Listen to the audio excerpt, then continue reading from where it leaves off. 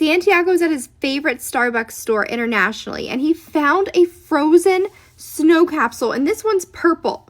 If Elsa's in here, that means he really loves Elsa. If it's Anna, that means he doesn't know what he wants.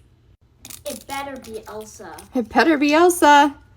So this is our first purple one. We don't have a purple one yet. This comes out like a comb, just like the other ones. Okay, so then you open up the capsule. I really hope it's Elsa or he's in trouble. Let's see who we got. Who is it? Is that Elsa? Looks like it. Okay, well, I guess he's really in love with her because we got Elsa. We think it's Elsa anyways. Okay, so we fill it up to that line. Here we go, Elsa. I'm totally putting more. Okay, then you gotta shake it. This snow's kind of funky.